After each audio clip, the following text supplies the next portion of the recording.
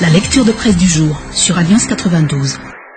Lecture de presse tout de suite en ce mercredi 20 novembre. La Gazette de la Grande Île tout de suite. Ministère des Mines, des milliards détournés, point d'interrogation. C'est le grand titre ici fourni par le journal, suivi d'un autre. Taïn Rassouldoun, un expert comptable à la conquête du 5e arrondissement. Et de son éditorial, un titre qui mérite aussi quand même d'être lu ici, partagé à travers notre lecteur de presse. Eh bien, le titre ici, La vraie liberté. Pour mieux savoir, eh bien, on nous dit que dans le passé, face à l'oppression coloniale, nos aînés ont versé leur sang pour recouvrer la souveraineté, l'indépendance et puis la liberté. Des mots qui avaient vraiment de la valeur pour les patriotes de l'époque coloniale, des mots que l'on retrouve encore et toujours dans les beaux discours des politiques de nos jours, mais est-ce qu'ils ont encore gardé les mêmes connotations après un demi-siècle d'indépendance, sinon d'errance?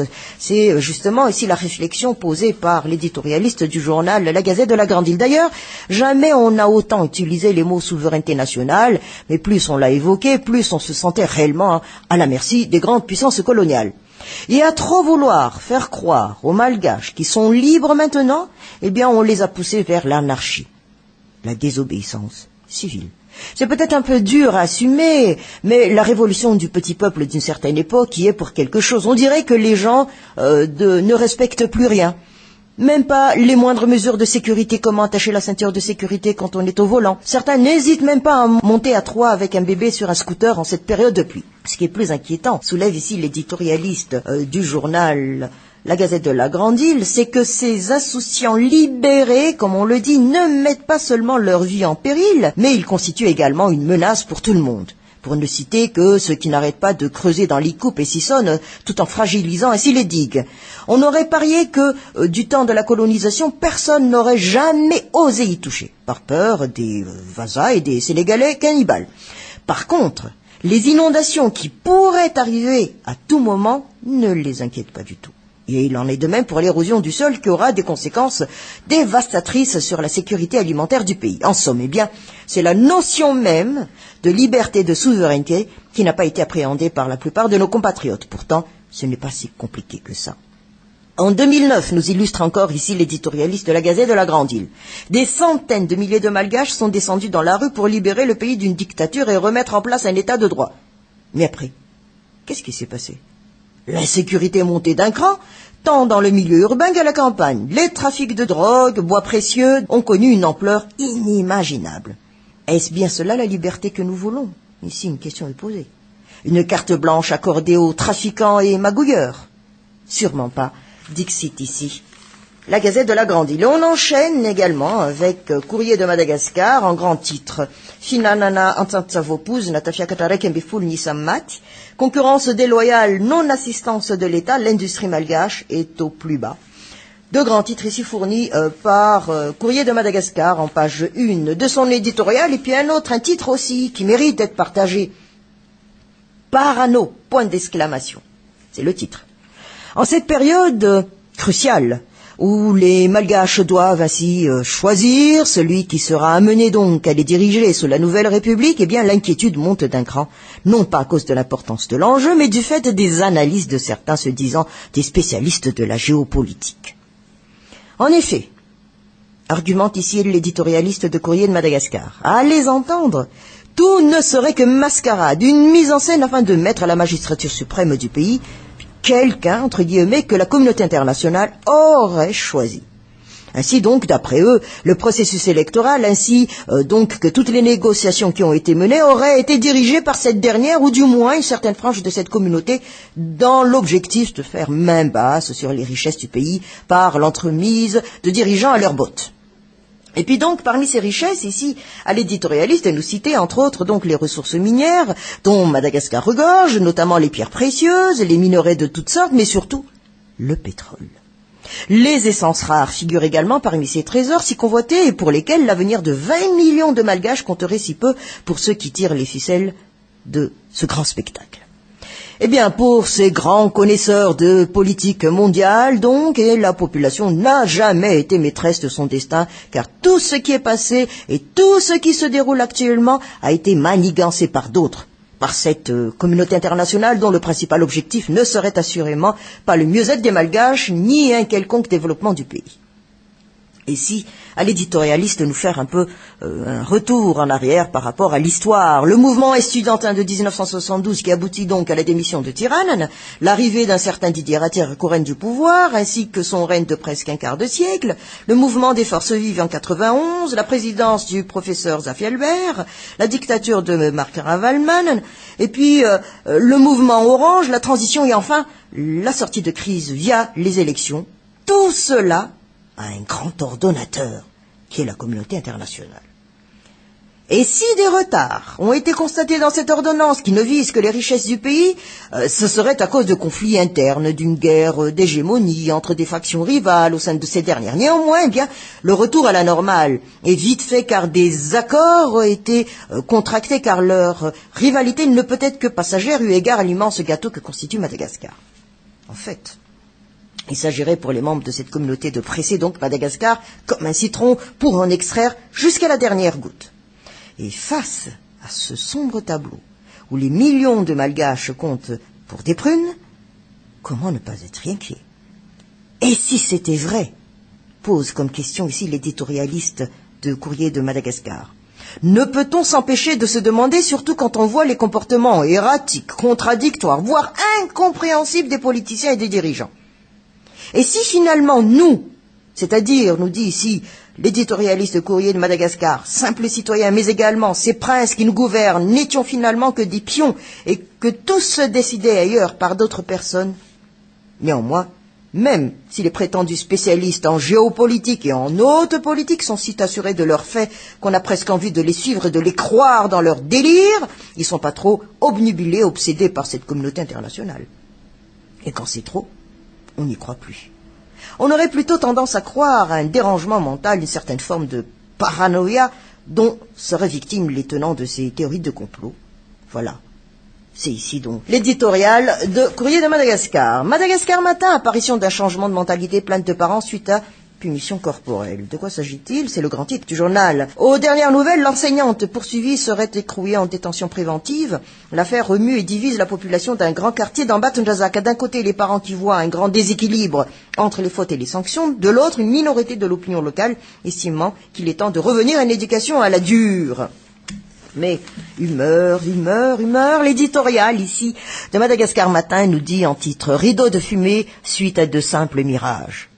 Les autorités se succèdent, les formules restent les mêmes. Le transport public en Tanarive, indispensable à des millions d'usagers, offre des services sans confort ni régularité à sa clientèle et constitue l'une des causes premières à l'asphyxie de la circulation. Et à la longue, le public, qu'il s'agisse alors ici des usagers de la voie publique, automobilistes ou piétons, ou des usagers de ces transports publics, manifeste une colère contre l'incivisme des taxis B, l'impéritie des pouvoirs publics à remettre de l'ordre dans la circulation et des normes minima pour un respect à l'endroit des usagers des taxis B. Ne voit-il pas que les autorités en parfait petit mystificateur sortent de leur chapeau de prestigitateurs un lapin blanc pour calmer l'opinion? Les mêmes schémas, nous dit ici l'éditorialiste Madagascar Matin, pour des dégagements à la va-vite, même pas des formules qui ont des chances de dénouer les problèmes de l'immédiat, encore moins aussi des solutions, afin de mieux planifier l'avenir. Tout juste de quoi faire un spectacle pour amuser, faire rêver la galerie.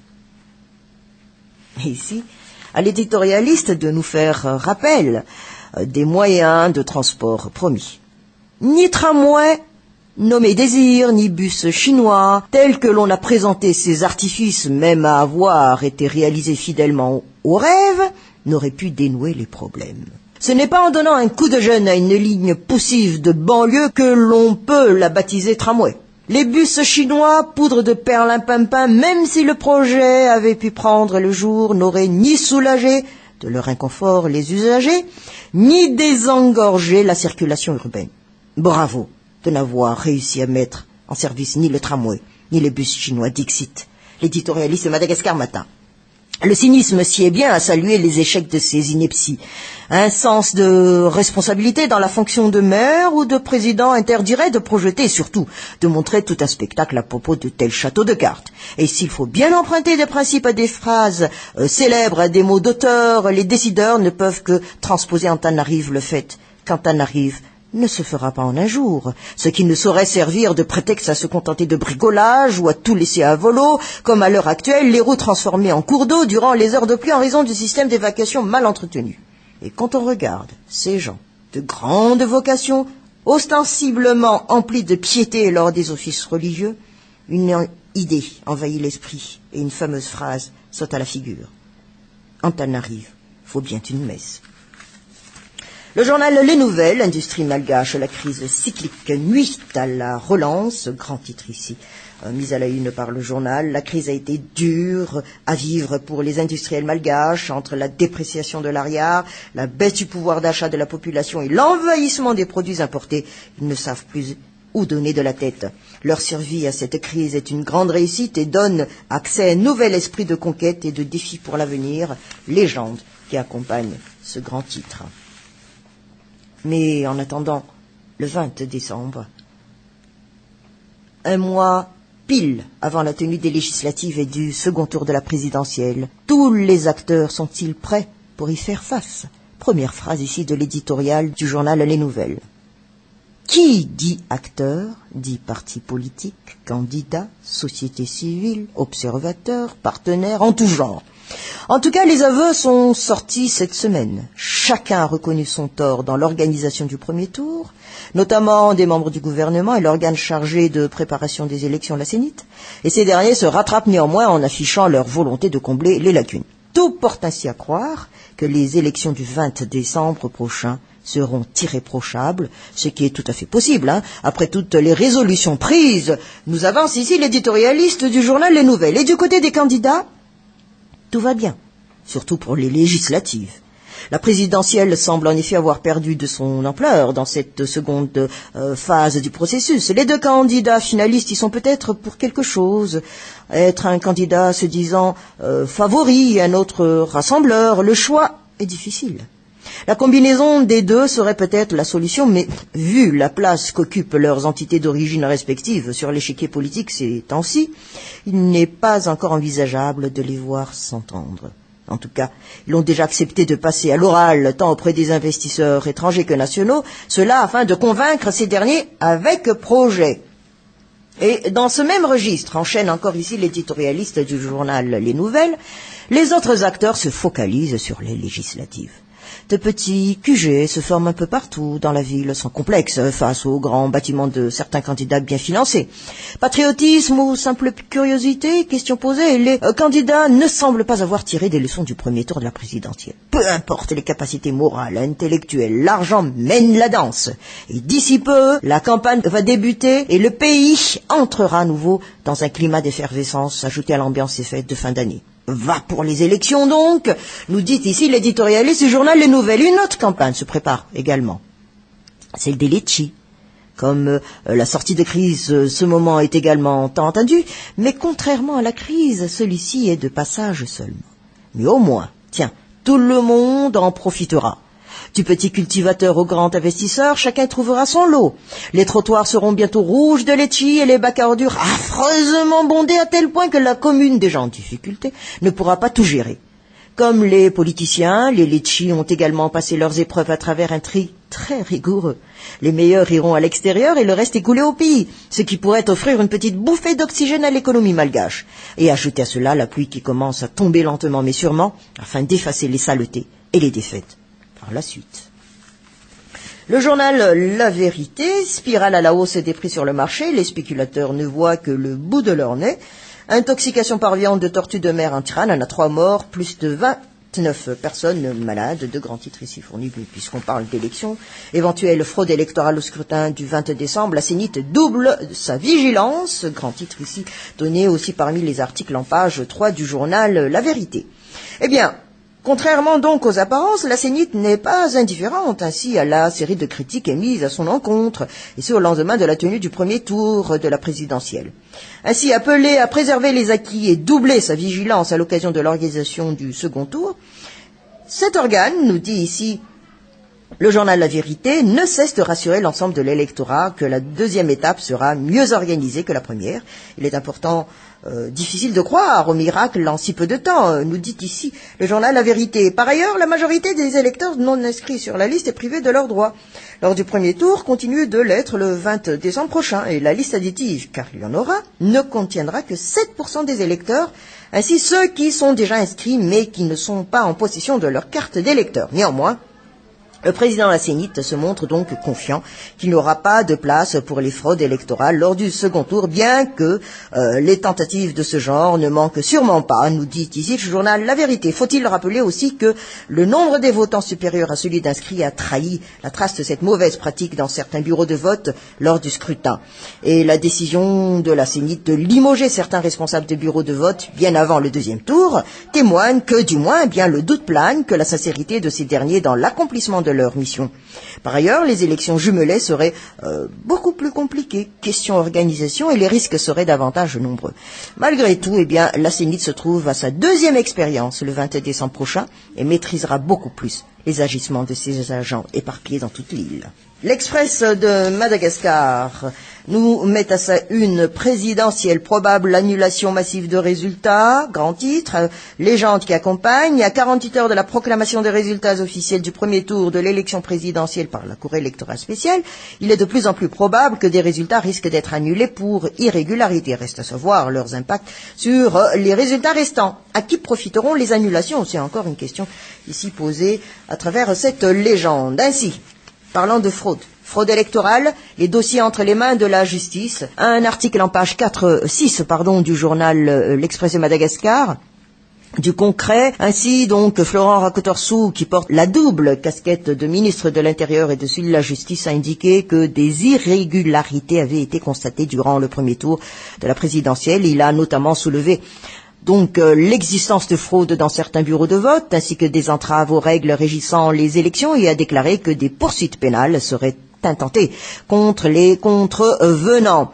Et en marge de l'officialisation de la nomination ainsi donc du premier président de la Cour d'appel d'Antirana, le membre du gouvernement s'est toutefois gardé de préciser l'identité des personnalités concernées par d'éventuelles poursuites, ni les endroits où des méfaits ont été constatés. Le code électoral nous éclaire encore ici cet article de l'Express de Madagascar, prévoit des sanctions pénales et des amendes en cas de fraude ou de violation à la réglementation de la propagande, et selon leur nature et leur importance. Et les poursuites seront intensifiées une fois les résultats officiels du premier tour publiés donc par la CES. Et puis l'article 167 du Code électoral souligne qu'aucune poursuite pénale ne peut être engagée à l'encontre d'un candidat dont la candidature a été enregistrée, et ce jusqu'à la proclamation des résultats, sauf en cas de flagrant délit. Donc, nous dit cet article de l'Express de Madagascar, l'attente de la décision de la CES pourrait également avoir pour explication d'éventuelles annulations des résultats de certains bureaux de vote. Les infractions à la loi électorale par les candidats ou leur soutien risquent en effet d'entraîner des annulations. Et on achève notre lecture de presse avec Midi Madagascar, Ad, Roland, Vital et Dadafar vers la constitution d'un bloc ni hier ni Robinson. Grand titre ici fourni. Mais je me permets de conclure cette lecture de presse avec un sujet économie, où on parle de change. Oui, la dégringolade de l'ariard se poursuit, grand titre ici donné par le journal. Et à la clôture du marché interbancaire des devises, hier, l'euro était à 3023,67 ariards, tandis que le dollar affichait une parité de 2245,50 ariards. En somme, nous dit ici Midi Madagascar, la monnaie malgache poursuit sa dégringolade. Et depuis la semaine dernière, l'euro a dépassé la barre fatidique des 3000 ariards, tandis que dans une moindre mesure, le dollar affiche en moyenne un cours de 2242 ariards. Cette dévaluation de l'ariard s'explique notamment donc par la perspective d'un retour à la normale de la politique d'échange en vue de la reprise des négociations avec les bailleurs de fonds, nous dit cet article de Midi Madagascar, car tout comme le blocage des prix des carburants, le régime transitoire d'Andradouel a également surévalué l'ariard pour éviter une inflation qui aurait pu nuire à son image de protecteur des intérêts du plus grand nombre. Cependant, les impacts de ces blocages des prix pétroliers et des taux de change seront douloureux dans les mois qui viennent.